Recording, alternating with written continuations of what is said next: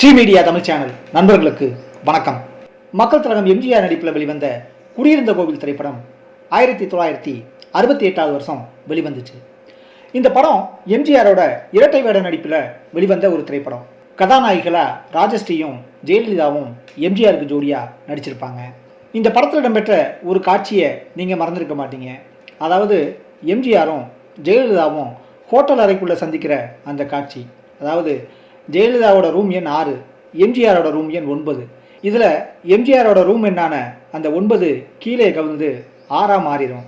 இதை கவனிக்காத ஜெயலலிதா கையில் ரேடியோவோட பாட்டை கேட்டுக்கிட்டே எம்ஜிஆரோட அறைக்குள்ளே போய் எம்ஜிஆர் படுத்திருக்கிற அதே பெட்டில் இவரும் தூங்க போவாங்க. ஒரு கட்டத்தில் 2 பேரும் அலறி எந்திரிச்சு ஏன் ரூமுக்குள்ளே எதுக்கு வந்தீங்கன்னு ஜெயலலிதா கத்துவாங்க. அதையே எம்ஜிஆரும் சொல்லுவார்.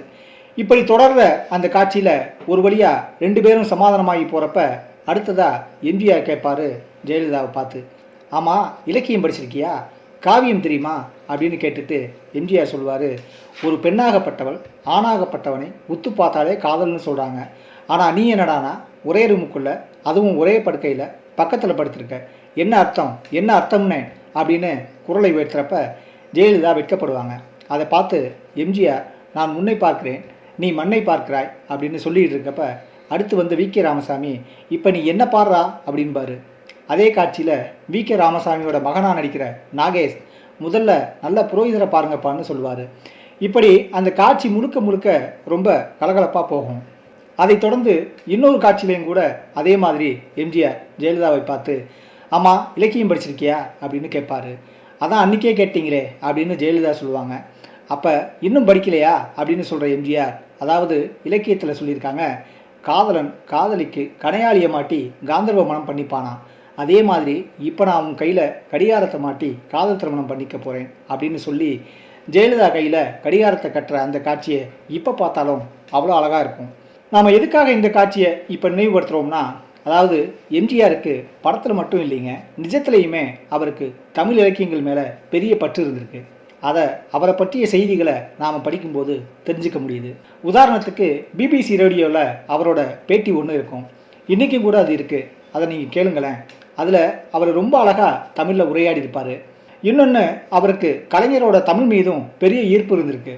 அவர் மாதிரி இலக்கிய தமிழில் எம்ஜிஆர் பேசலைனாலும் தமிழ் மொழி மீதான காதல் அவருக்கு ரொம்பவே இருந்திருக்கு. இதுக்கு நாம் நிறைய உதாரணங்களை சொல்ல முடியும்.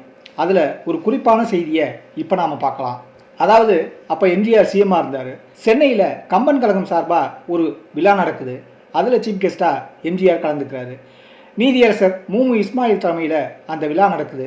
அந்த விழாவில் நிறைய இளைஞர்கள் கலந்துக்கிட்டாங்க. அந்த விழாவில் பங்கு பெற்றாங்க, பரிசும் வாங்கினாங்க. அப்படி பரிசு வாங்கின இளைஞர்கள் மேடையிலையும் பேசுகிறாங்க. அப்படி பேசுகிறப்ப ஒரு இளைஞர் தொல்காப்பியம் பற்றி பேசியிருக்காரு. அதாவது தமிழ் இலக்கணத்தில் மெய்ப்பாடுன்னு ஒன்று உண்டு, தொல்காப்பியத்தில் மெய்ப்பாட்டியல்னே ஒன்று இருக்குது. அதன்படி நகை, அழுகை, இழிவரல், மருட்கை, அச்சம், பெருமிதம், வெகுளி, உவகை அப்படிங்கிற இந்த 8 மெய்ப்பாடுகள் தான் தொல்காப்பியரோட கூற்று.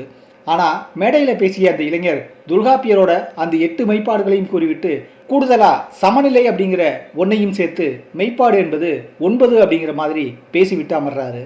ஸோ அடுத்து விழா கண்டினியூவாக போயிட்டுருக்கு. இறுதியாக அந்த விழாவில் எம்ஜிஆர் பேசுகிறாரு. வழக்கமான வரவேற்புரை எல்லாம் நிகழ்த்திட்டு இப்போ அந்த தொல்காப்பியம் பற்றி பேசின அந்த இளைஞரை சுட்டி காட்டி பேசுகிறாரு.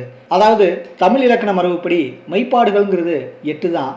அந்த தம்பி சொன்ன சமநிலைங்கிறது வடமொழி இலக்கியத்திலேருந்து பின்னாடி சேர்ந்தது அப்படின்னு எம்ஜிஆர் பேசிட்டு அமர்றாரு. எம்ஜிஆர் இப்படி பேசினதை கேட்டு அந்த மேடையில் இருந்த நீதியரசர் இஸ்மாயில் உள்ளிட்ட அந்த தமிழ் அறிஞர்கள்லாம் வியப்போட உச்சிக்கே போயிருக்காங்க. அப்போ எம்ஜிஆர்கிட்ட கேட்குறாரு நீதியரசர், ஆமாம் இதெல்லாம் எப்படி உங்களுக்கு தெரியும்னு கேட்குறாரு.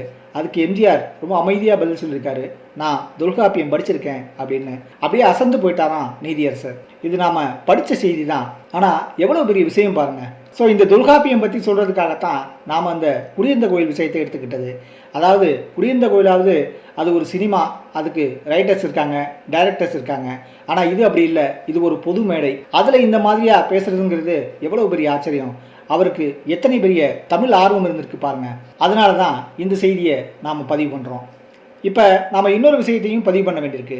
அதாவது மக்கள் தலைவர் எம்ஜிஆர் பற்றி அரசியல் ரீதியாக எவ்வளவோ விமர்சனங்கள் வைக்கிறாங்க. அதெல்லாம் இருக்கட்டும். ஆனால் அவரை பற்றி ரொம்ப அநாகரிகமாக ஒரு முன்னாள் அமைச்சர் ஒரு பொது மேடையில் பேசியிருக்காரு.